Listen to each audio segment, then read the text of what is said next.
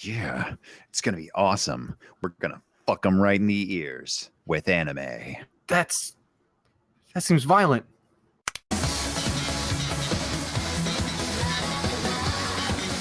Baka Talk. Hello, everyone, and welcome to Baka Talk, the show where two Bakas talk about anime. Today, the anime that these Bakas are talking about is Yona of the Dawn, a show about a princess who loses everything but gains a new perspective on life and the world around her, as well as new friends she meets along the way, or a reverse harem, depending on how you look at it. Rob, what was your take on Yona of the Dawn? Well, Sam, my take on Yona of the Dawn was I really thoroughly enjoyed it overall. I am a huge fan of character development, especially when it's done right. And this show, I feel like it did a lot right, especially when it came to characters and how they felt and, evolving over time, their growth in general. I thought the show did it really well. They know how to write their characters. Hell yeah. It devoted a lot of time to character development, which I really appreciated because I need to be invested in the characters to be invested in the show. Exactly. Now, Rob, you told me that someone had described Yona of the Dawn to you as Fire Emblem the anime. Did this live up to that expectation for you? Yeah, this definitely felt like Fire Emblem to me because for those of you out there who don't know what Fire Emblem is or don't play that series or anything like that, I think actually it's always in some kind of fantasy medieval setting. There's an overall story. They're not too complicated. It's usually good versus evil, but it introduces a lot of characters over time. There's usually a lord character, and then, who's kind of like the main character. But then others get introduced, and you can kind of build relationships with these characters as you play through these maps and defeat the challenges. But you actually see the characters make a relationship over time, depending on who's fighting next to who and whatnot. It's interesting. I feel like it's that kind of setting, similar to Yona, and it has these interesting characters that form a party to stop a greater evil. A tactical turn-based RPG with character development. Eat your heart out, Shining Force.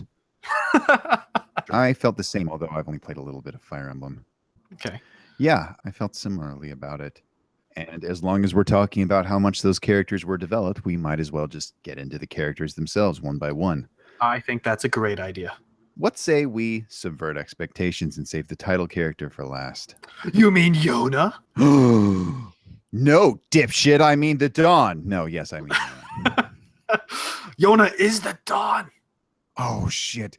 Yona of the Dawn. Yona is the Dawn. That's the plot twist. There was no spoon at all. Dear God.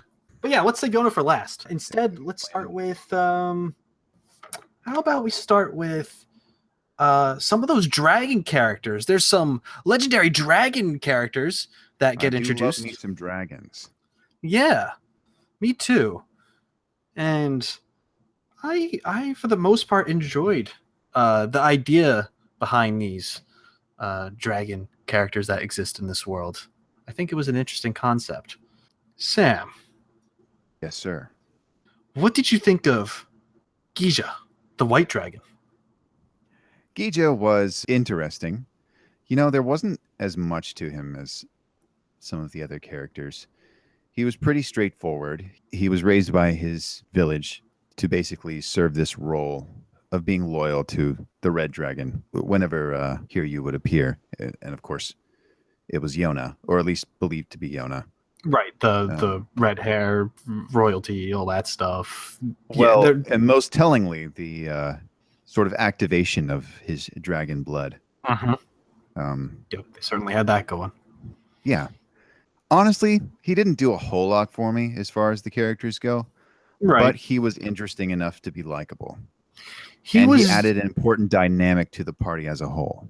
Yes. I feel like his character, for the most part, was used to introduce how the dragons essentially work. Yes, how they related to Yona, what their role was. And he also sometimes served as sort of the glue that brought the party together because... he's devoted to the task. Yes, he was devoted to the task and devoted to bringing all the other dragons in as well. Right. It seemed like for the most part, because of where he lived, he is the character that is devoted to bringing the other dragons together, other than Yona herself.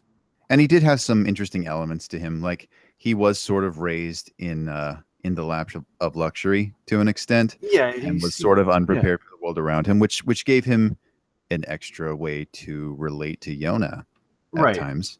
He wasn't really an Yes. adventurer or anything. He's scared of bugs. He gets confused when they have to sleep outside. It almost seemed at times he and Yona were the two pampered ones who would sort of share a moment of understanding about things, while the others were like, these spoiled kids, Yeah, yeah, for these sure. spoiled motherfuckers. Now, the important question: which hand does Geisha masturbate with?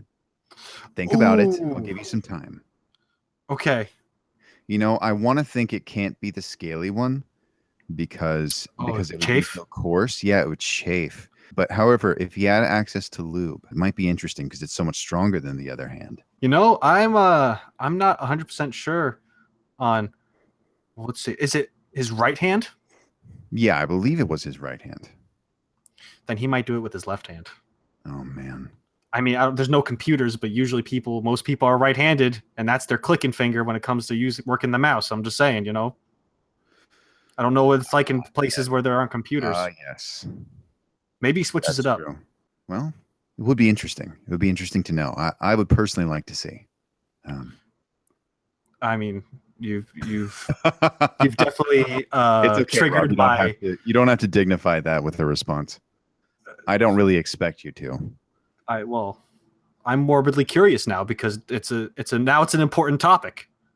It is an important topic, but one These that are can the wait questions we because should be we asking. have a lot of characters to talk about. We do have a lot of characters to talk about and how they masturbate as well. So let's move on to the next character. That's basically all I think about. Shinha. He's the blue dragon. Yes, actually, He's the probably eyes. my favorite of the dragons. Oh yeah, he was very interesting. He got a whole episode dedicated to his backstory. Indeed, which is, as you noted to me, important because he doesn't really speak up about his own backstory. It's pretty much the only way we would learn it because he's so quiet and mysterious. Right. I feel like those who may not look at the episode deeper than it just being the character's backstory, they might consider it even filler. Because, for example, there are many animes out there who use many backstory elements as fillers for their shows. When a Yes. character's introduced, especially it's Fair enough. they'll be in the middle of an attack or something, and then all of a sudden, let's talk about the history of this character so we know where he's coming from and what he's feeling when he goes in for this attack. And that's 6 episodes in a row of Naruto. So that's what that is. I feel like someone could judge that episode based off of those ideas that anime has. Well, that someone would be sadly mistaken, Robert. Very mistaken, because it's so important for the fact that he doesn't, or he rarely speaks. And like you said, there's no other way of actually understanding his character other than he's shy. And the thing about Sheena is that I feel like his backstory really does inform so much of what he does. It adds something to know it. It's not just filler. It's not just padding out the time of the episodes. Definitely. Yeah. Personally, I never felt like it was filler. I was really enjoying learning about his backstory, which was very sad and most importantly, very different from the other dragons. I liked how all the dragons as a whole were very much distinguished from each other by their backgrounds, as well as by their abilities, and then also sort of united in this singular purpose. Right. By watching that episode, you can certainly tell that this is why he's timid. This is why he wears the mask. This is why.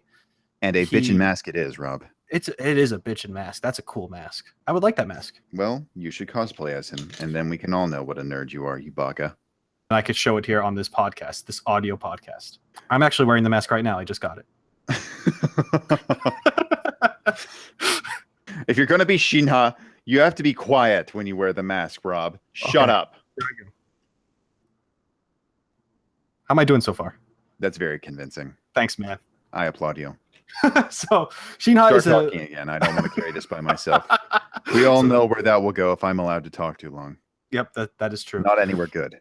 Nope. So Shinha, he's a very interesting character because of his backstory and how he continues with the other characters of the party itself.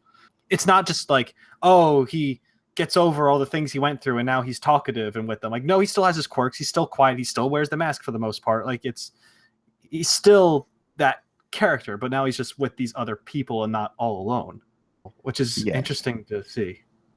Exactly. And yet I get the sense that he really is happier to be with them. He just doesn't express it very strongly because he's such a subtle character.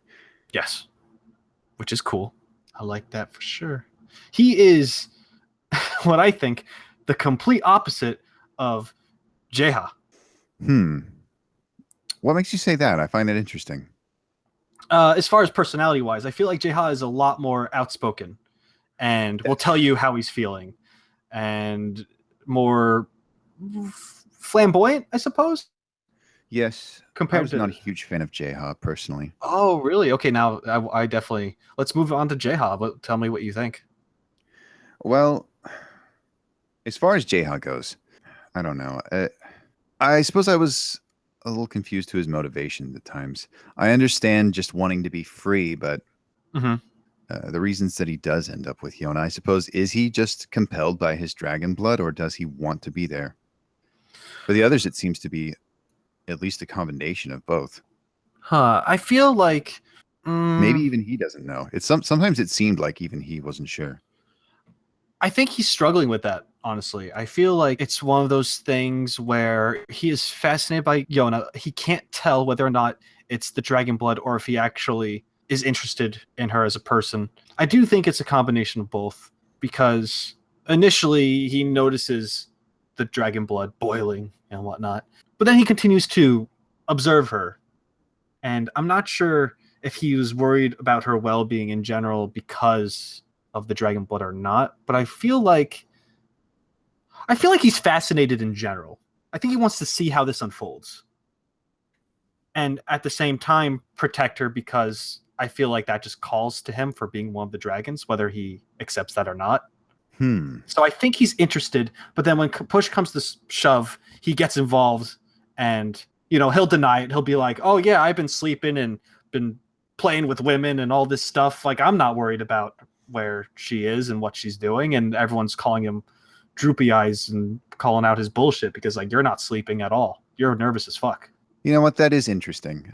You're right. I hadn't considered the fact that he there's more to him under the surface, that he is nervous.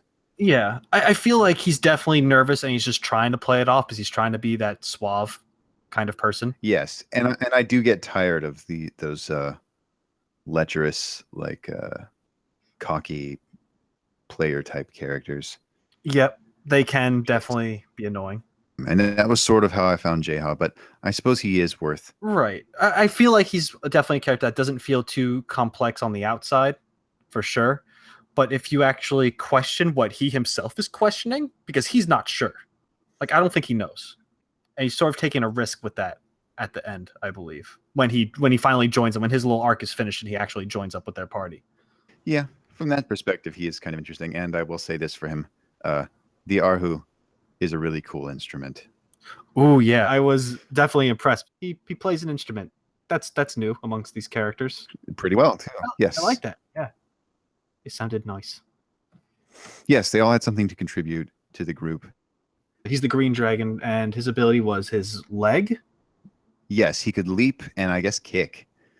Yeah, he had a really strong leg, I guess. It's kind of the mirror to Gija's. Right, where he has the hand. Arm.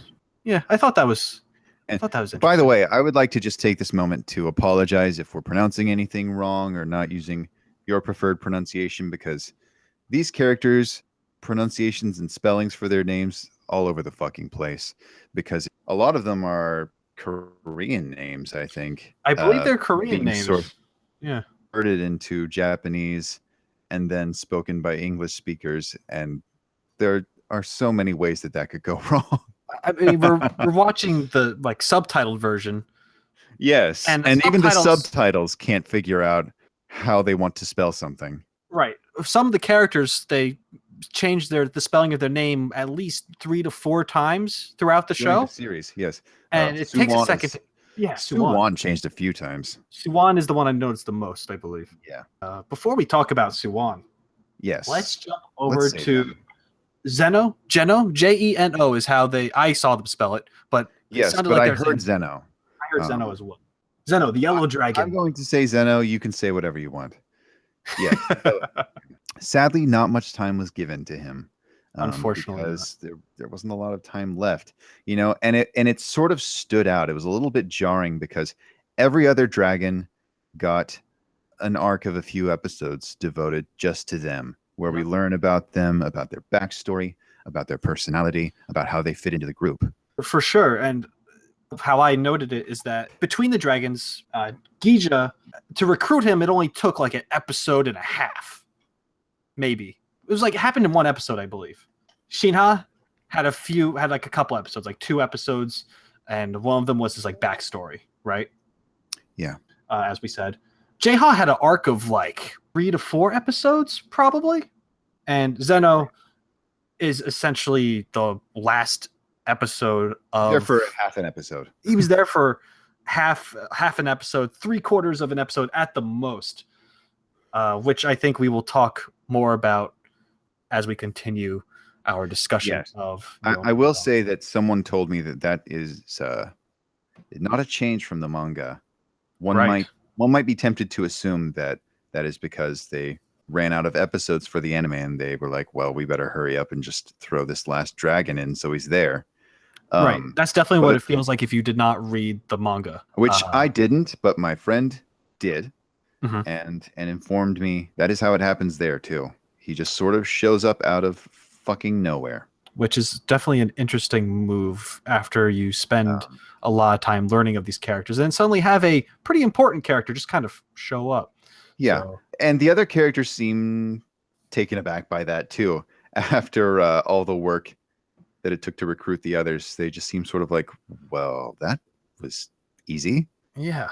Which I'm glad they did.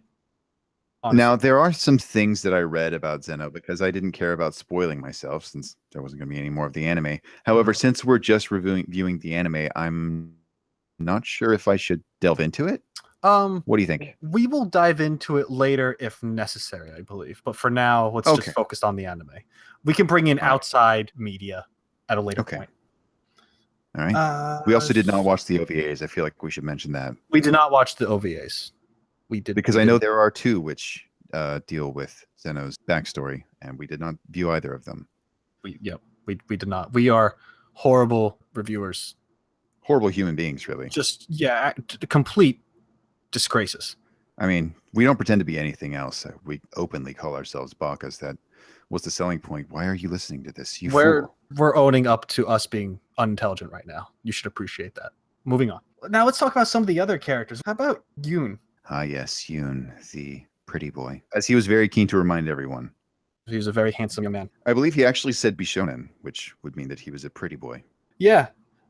He's resourceful. I consider him an extremely intelligent son of a bitch. And he is also Iksu's guardian, the priest character. Even he got some pretty heavy backstory. Yes. Yes, he did. I enjoyed their episode, backstory, their meeting. I thought that was an interesting thing and definitely shows the kind of relationship that they have. Yes, where even if Yoon constantly talks shit to him, and he does, he actually really does love him and care about him. It's just Yoon's personality. Yeah, you definitely get the idea down the line that's how Yoon just talks to people he genuinely cares about because he cares. He gives a fuck. He'll call people stupid and that like, why don't you go die? And then still help them anyway. Now, before he knew her, Yoon did not like Yona. That's true, because she was nobility. That's right. And he grew up as sort of a street rat, stealing just to live. And he did not have Robin Williams as a genie to help him. Sadly not. He only had Iksu. If I was a street rat, that's what I would want. God rest his soul. Anyway. Indeed. Rest in peace, Robin Williams. Yeah. It's kind of a weird place to put that. Magnificent bastard. Thank you, Rob. No problem. Let's continue. Let's continue. He did have Iksu, who taught him to make shoes. Yes. Which he then used to support himself honestly.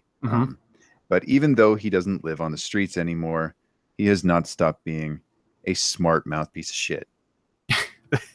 Absolutely. He is a smart mouth piece of shit throughout the entire show, really. Yes, and I enjoyed how often with his kind of feminine looks, shall we say, Mm-hmm. and his stereotypical housewife skills, Yep. People mistake him for a girl. people mistake him for a girl, and even the ones who don't would ask him to be his bride. Mm-hmm. To be And their even bride. to the point where they mistake him for a girl many times throughout the series, to the point where he eventually has to play as one for a plan of theirs, which I think it's pretty funny. It was interesting. Yeah. It was clever. I also enjoyed how his voice actress, who Right. is a woman, used a very blatantly, just like didn't even try to sound like a boy anymore when Yoon was being a woman. Yeah, I was impressed by that. I'm like, wow, he puts that on very well. Yeah, He's tried this before. There is a reason for that. Yeah, he's tried this before. He's done this before. Yeah, this isn't his first rodeo. When? I wonder. I don't know. It's okay. I'll write fan fiction about it later. And I'll read it. Oh, thank goodness. I'm there for you. Read man. it. You'll star in it. Yes. But yes, you quite liked Yoon, didn't you, by the end of it? I did. I would have to say, other than some obvious characters that may be considered my favorite, I would say Yoon was probably my favorite supporting character. I enjoy characters who show their intelligence, that are able to strategize and kind of think of things on the spot. Right. And what sold me on his character for sure was definitely the episodes where he went along with the plan of infiltrating the trafficking trap with Yona. Yes. And essentially them on the ship trying to find a place to set off the firework, but they're caught under deck. And he pretty much makes up some bullshit on the fly. And that kind of intelligent improvising, without that, they would be dead or locked up again. Yes. Like he was His able resourcefulness to was definitely key to the party, although he didn't seem to see how useful he was. Right, which makes me really feel for that character, because it's like, oh man, no, you really did help out a lot. Damn it, don't think bad about yourself. I mean, he's not as flashy in combat or as physically powerful as the other characters, but No, his resourcefulness and ability to think on his feet really did help.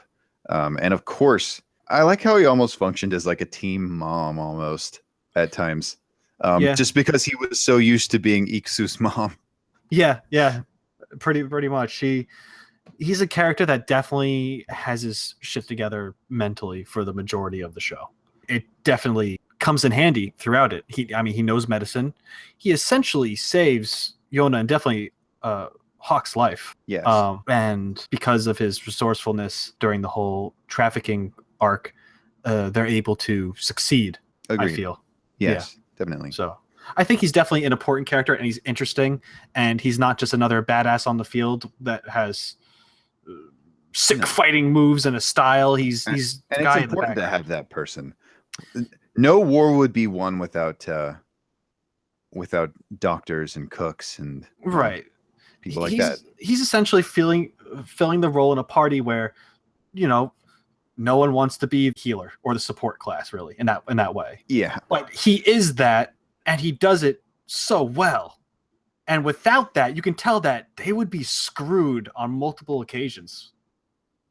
So that is true. I think he's. Although there are times where I think his caution kind of plays against them.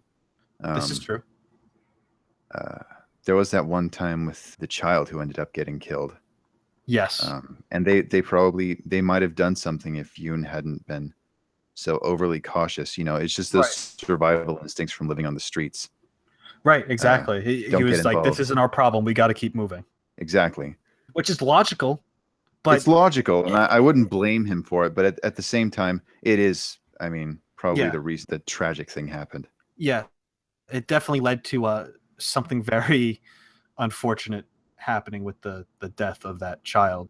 Just a lot of bad times because of that feeling. That's not a cool thing to see when you know that you might have been able to do something to prevent it from happening if you stepped in. But it's definitely conflicting.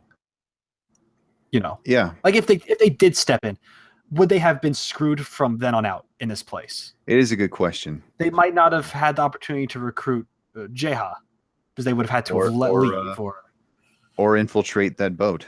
Right, exactly. This all happens before that. So without that motivation, would they have ever infiltrated that boat? Like they wouldn't have been a part of the Well, pirates. not even with just the motivation, but if Yona had been recognized as someone who had attacked guards, then would she have been taken in by the Right. trap? Could have been captured right then and there. Right. Well, I mean, but as a slave. As a slave, yes. And without a plan, because you wouldn't even know of that whole thing. It's true. She just would have been another prisoner. So, long story short, yes, Yoon is useful. Yes. And interesting as a character. Hawk was actually my favorite. Hawk, he was just very reliable. He was. He's a good guy. You could always rely on Hawk to kick ass and be loyal to Yona. For sure. Ultimately. Definitely feelings for Yona that he is often... I think he's always been aware of them. He's just always sort of suppressed them out of the sense of, oh, well, that could never happen. Yeah, I get that vibe. And now he's sort of entered this strange twist of fate where maybe that could kind of happen if Yona were not so dense. Oh, so dense. And Hawk too cool to just come out with it. Yep, that's definitely a struggle. The age-old struggle. He definitely jokes at the idea, and sometimes he does mean things that he says. And sometimes he leans in for a kiss and then gets headbutted by Yona being dumb and adorable. Yeah, she kind of ruins it. She does. She means well. It's done in a comedic way, I suppose. And then at times Hawk gets just a little bit creepy. Yeah, I was going to bring that up. The one that stands out to me is when he was licking the honey off of her fingers, and she was like, "Hawk, what the fuck?" And he didn't really stop. No. Just kind of had to pull away. He was absorbed. Yeah, he was absorbed in it. It was that's how you could tell this guy is suppressed. Guy is thirsty as fuck. Yeah, he's got something going on in his head and his heart, or maybe not. Maybe his penis. Maybe that head. I don't think it's. I'm sure it's somewhere in there. Yes, the penis. It's in between things. Yeah, poor guy, but creepy. Poor guy, but a little creepy. Hawk. Creepy Hawk. I do love him despite his flaws. Yeah, he is a great character. Without him, Yona would be in deep shit. Deep, yes, 6 feet deep, precisely. 6 feet deep. Yeah, or on fire. Turned to ashes somewhere, just burned. I don't think they'd even bury her. I think they just burn the bodies. Well, that is true.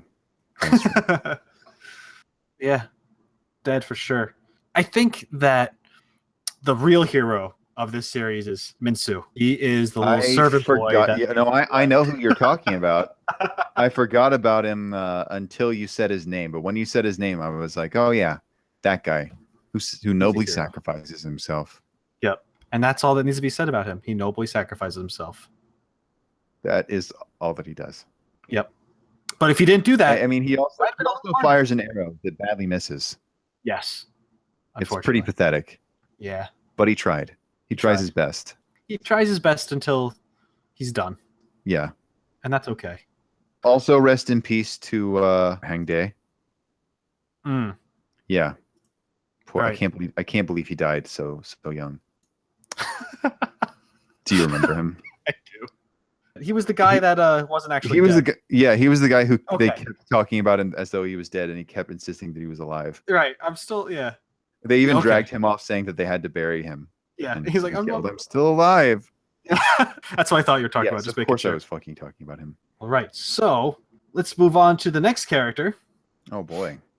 I think, I want to talk about Yona, but we need to talk about Suwon before. We do have to talk about him.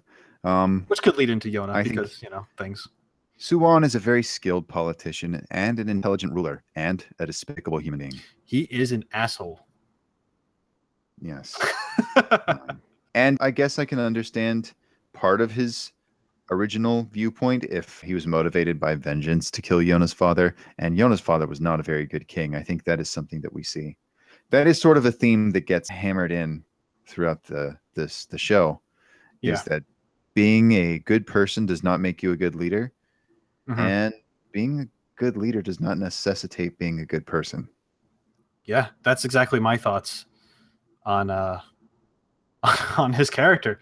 He's He's a good leader and a terrible person. Yeah, he wasn't a bad person from the start, though. When you see the flashbacks of him as a kid, when his father was still alive, there was no reason for the motivation that he currently has. So he did except perhaps bitterness over his father not inheriting the throne as he was expected to. Yes, that is true. He was probably bitter. Although he was probably too young to really be bitter about that yet. It was probably mostly in retrospect. Yeah, I don't think he cared at the time as much. I don't Also, feel like we ever got to see him really giving a fuck. I didn't have this spoiled for me, so I legitimately don't know. Do you think Yona's father actually killed Suwon's father? See, I was really hoping on finding that out. And And we don't. man, we don't. And I'm going to be honest, I don't think he does. I And feel like Suwon was manipulated. I think Suwon was manipulated. I think there's a third party involved And I in think some way that we weren't introduced to yet. and I think what was his name? Kasuk may have Okay, been yep. involved with whatever manipulating party. Lies and slander. I feel like he was sort of guiding Suwon a little too much during that initial betrayal scene. I feel like he must be involved with something. That's true. He did seem to have like a heavy. Yes, he was even the one who was pushing him to kill Yona. Yeah, he was. Which for me was his real moral event horizon was, okay, well, if he's going to just kill Yona for seeing too much, okay, then he really is a bastard. Personally. Yeah. That was my feeling on Right. Suwon. That was where I decided that he was too much of an asshole. Yeah, despite him like starting off as a good kid to even coming up with these decisions. I mean, revenge is one thing. Right. Yeah. But then when you start killing witnesses, especially Yona, someone who was in love with him, someone who, despite being so spoiled, Right. was basically innocent. Yeah. And I mean, he had to, like, he knows that. He acts pretty dim-witted and stuff, but he totally knows that she has a thing for him. Right. Well, there's no way he doesn't maybe. know that. I guess that's disputable. I guess. I mean, I feel that like he knows something. even intelligent characters can be dense about that.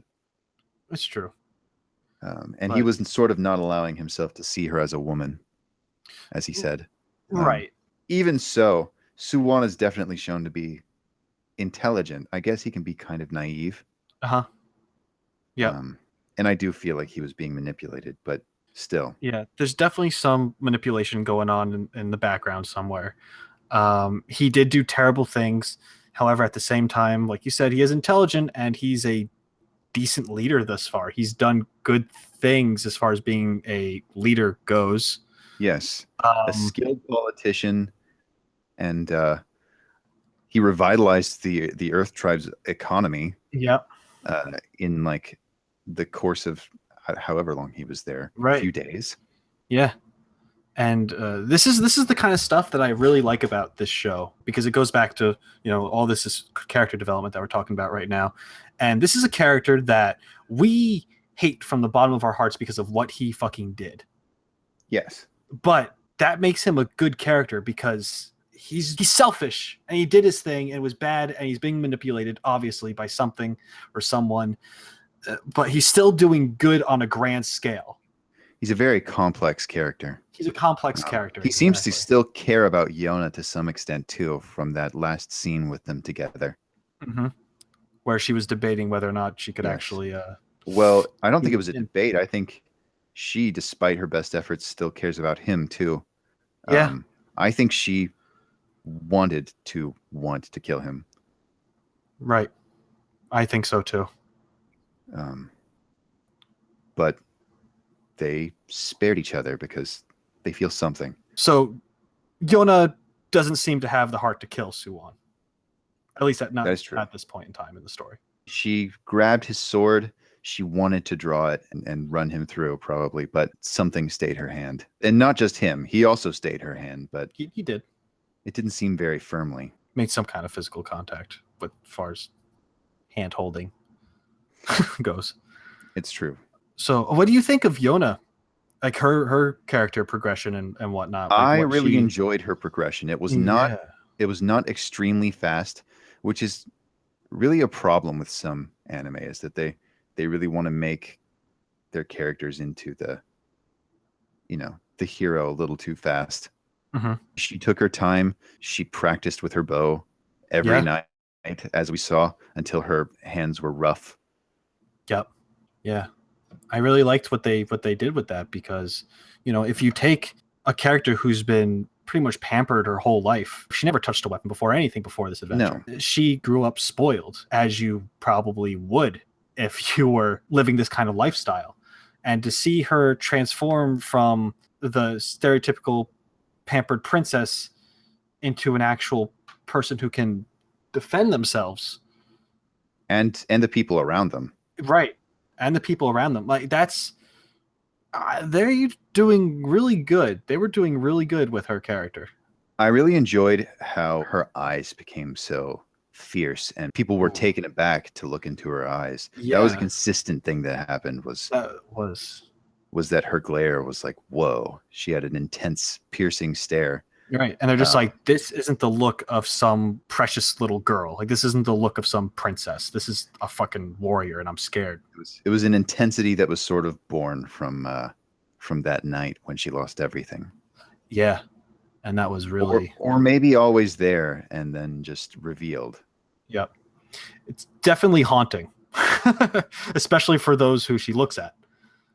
And then yeah, so it basically sort of hints at her internal intensity that the rest of her attitude doesn't necessarily always make obvious, but things like the fact that she does stay up late at night shooting 200 arrows into a tree trunk Yeah. does sort of confirm that she has the fire inside of her. Yeah. And she's obviously not going to quit until she's able to get what she wants. Right. It's basically her eyes are sort of the window to the intensity inside of her that slowly manifests in throughout the rest of the rest of her lifestyle, behavior, the rest of who she is. Like slowly she transforms to become more of that fierce person that they see when she glares at them. It's a new dawn for her, Sam. Oh shit. Yep. It's not just Yona of the Dawn, it's the fucking Dawn of Yona. Yeah. Crazy Fuck shit. yourself, Rob. I mean, No, I'm just kidding. I really like that about her. I like to see that happen. However, the thing about this show is that it's a huge tease. I can't deny that. There's a flash forward in the beginning of the series, and we see some epic shit happening. And pretty much that way she looks right then and there, that fierce look that she has when she's doing her thing, right? Right. And then it goes back into the past and works its way up to that point, essentially. Except it doesn't work its way up to that point. That point never comes. Right. It pretty much gets to there and it's done. Yep. And that happened in a way that hurts me so bad. I mean, pretty sure I was screaming at my computer. I think the studio had their hands tied on that point, but still, it doesn't do the anime any favors. No, it doesn't. And unfortunately, that definitely left a mark on the score that I'm going to give it later on. I understand. And but I mean, I love everything about this show. The likelihood that they're going to continue this It's kind of slim. is kind of very slim. And it's not the end of the world, but I just have a huge problem with anime that does that. That doesn't tell complete a story as it probably deserved. It's definitely not one of those things where, okay, it completed an arc. You know that there's more, but it did have an ending of some kind. You can come up with some kind of ending. This stopped in the middle of, not in the middle, it stopped at the beginning. Yeah, as soon as she gets all the dragons together, then it stops. And I find that kind of frustrating that we had an anime that was basically about building a party to do something on a grand scale. It's a prologue. The entire anime is a prologue. Yeah. I mean, you could see it that way. I felt like there was a story that was told. It just wasn't the main story. It's true. It did feel like part of a larger story that we didn't get to see all of. And that was disappointing. And it'll probably affect my score too. Right. Even though I know there is more story, even if I know that the studio couldn't do much else, it still doesn't do the anime any favors as a work viewed by itself. Right. Like I said, I love the show. I love the ride. Right. Its ending was just It didn't make me happy. I didn't feel like Satisfied? I didn't feel satisfied at the end. And endings to things are pretty important. Yes, the ending is definitely important. A good or bad ending can justify or invalidate everything before it. There are Sometimes. several shows where it's a great show with awesome characters and a good story, and then it's like the last 2 episodes or something where it's just the bed. it just shits the bed or it just stops. And this is unfortunately one of those shows that Where it it just doesn't stops. shit the bed, but it stops. It just stops. And that's really unfortunate in my book. I'm upset because I obviously wanted more. Everyone that's I seen agree. this definitely wants more. And I'm sure those went out and supported the manga and other mediums that this is told in. And that is awesome. And that's 100% fine. I just don't know if I have the time or money to actually go out and do that. So Even I'm aside from that, we're not reviewing the manga here. we're not reviewing the manga. We're reviewing this as an anime series, as a show as its own work. Yes. And as its own, it just kind of ends. And it not in a fantastical way. It just ends when it's getting good. Can't disagree with that. Well, even so, what were some of your favorite moments during the show? What was your single favorite moment, I would say? Oh, single favorite moment? Oh, wow. The J-Ha arc where they're actually doing the mission on the boat. Yes. And the outcome of that, like that whole thing. I'm going to go in the same area, but be even more specific. My favorite moment was when Yona killed Kumji. Oh, okay, yeah. See, that's included in that moment. But yeah, that was by far. That's a great first kill for her. It was sort of the culmination of everything that she's been sort of working to become. Yes, like the series was kind of, as far as she goes, because this is pretty much all we got, was working up to that point for her. All those nights that we see her shooting arrow after arrow into the trunk, or watch her steeling herself and trying to become this sort of warrior princess almost. Right. That was the payoff, is when she shoots Kumji right in the heart. And you think of all those other moments where you have Bak talking to her, and it's just like, yes, could you actually kill a person? Or like, and just the fact that she's trying to be a different person than her father, who she is learning was, despite how rosy his philosophy sounded, it didn't help anyone. No. She's sort of discovered that sometimes you do have to take up arms to defend people, and so that's sort of yourself. Yeah, and yourself. But even although they went after Kumji specifically for the sake of the populace and the people that she felt had been abandoned by her father. In fact, they felt that they had been abandoned by her father. So it was not only the culmination of everything she was working to be, it was sort of that she was a stronger person than her father was. Yes. That she would work to protect the people of Koka. Right.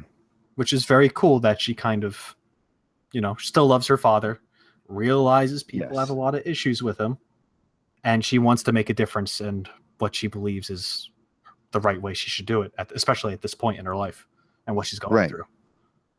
So it makes sense. That was very cool for me. I was very glad that Yona was the one to finish him. Yeah, I would have been disappointed if J-Ha actually made it to him. Hawk. Right? Yeah, exactly. Yeah, if any of the dragons did it, or someone that we know who's capable of doing it. Yes. It was cool to see her have that moment. This was sort of Yona's turning point. So that was my personal favorite moment. And I know it was sort of included in yours. I'm sorry to steal. No, not at all. I was going to say it was that whole. I just enjoyed those episodes where Yoon's doing his thing. I thought that was where really he came smart. into his own too. Right. So there was that, and then that he's going to be dealing with some kind of depression because he doesn't think he's useful, and everyone else around him is. And it was J-Ha working with the rest as a team too. Right, J-Ha was working with everyone. You essentially got to see some teamwork stuff go on. And then Yona, of course, has her shining moment of killing that son of a bitch. Right. It's such a good moment. Anyway, I think we should start wrapping this up and give some final thoughts and an overall rating of what we thought of this series. Sounds good to me. Is there anything else you wanted to quickly mention of how you felt about this show, or reasons why you're going to give it the rating you're going to give it? Yes, the best character was Ao, the squirrel. Okay, Yeah. valid. Yep. My actual favorite character. I will be writing a 3-page analysis on that character Hmm. to Right. as supplementary material to go with this podcast. He's a very important character. Well, yes. Yeah. Honestly, the central character, Hmm. in my opinion, even though it's called Yona of the Dawn. Um, If you take out two of those letters, you see his name backwards in it. oh my God. Yeah. If you take out two, like the Y and the N, Yeah. and then flip it, yeah, it's Yeah. Ao it's really of the yeah. Dawn. Hmm. Holy shit. Hmm. So those are my thoughts. What about you?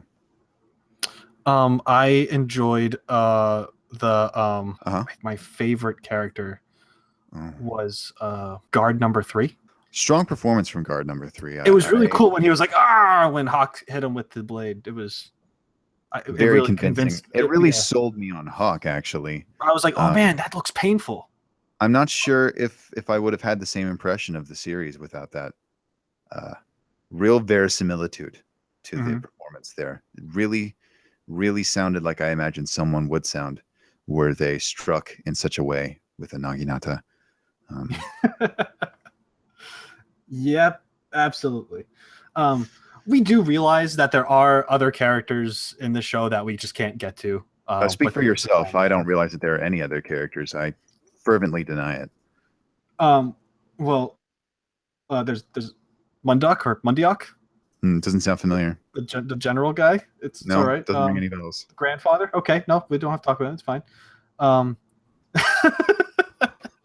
there are the Hmm? actually I forget her name, but the granny, the pirate mom, the pirate lady. All right, I guess I'll acknowledge her existence. Yeah, she's pretty cool. Yeah, I well, enjoyed her. best girl. Best girl. Yeah, she's my waifu. Yeah, Uh, Squirrel, Owl's still best character, but she can be the best girl. yeah, absolutely. I ship them honestly. I will be writing fan fiction about this, and And I expect you to read it. I will read it, especially if you keep your promise and include me in them. Oh Because yeah, I well, just that's a love given. reading about myself because I am just narcissistic as all hell. I mean, you're okay if you die, right? I mean, I probably would in that universe, so yeah. Okay, cool. Anyway, so what kind of rating would you give this show, Sam? I would give this show probably. I'm gonna give it a nice 7 out of 10. 7 out of 10. Because I really enjoyed it, and I'm gonna take the philosophy of being happy it happened rather than sad it ended.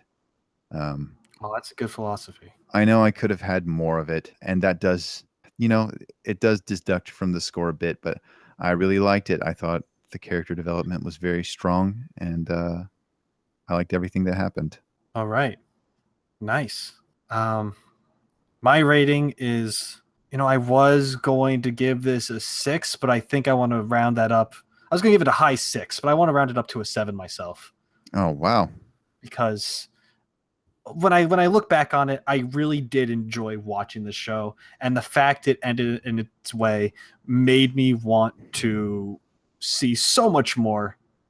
And I was disappointed because I Exactly. loved what I witnessed. I would say that even though it is a mark against it that it ended so weirdly, it's still almost a good thing to say that if the worst thing you can say about an anime is that you didn't get enough of it. Right. And that is exactly what that is. I'm going to stick with a 7 out of 10 as well. Makes sense to me. I enjoy that outlook. Rob, I appreciate that. I think it's a positive outlook. Yes. So yeah, I believe that is our discussion. Oh, that was a good time. It was a good time. For me anyway. Probably not for anyone listening. No, not at all. I mean, never. So, Never. Never. I mean, this is some joke's on you. You're the one who listened. Asshole. This is some stupid conversations that we have. Oh, you might say that it's some Baka talk. Oh, you got what I was going for. Oh man. Wow. Woo! We're good. We have should a end good this. time here on Baka Talk. We should end the show.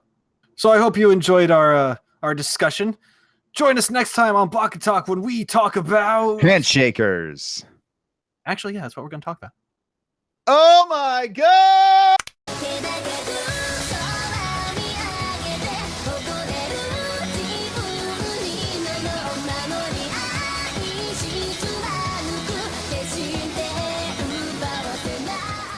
Baka Talk.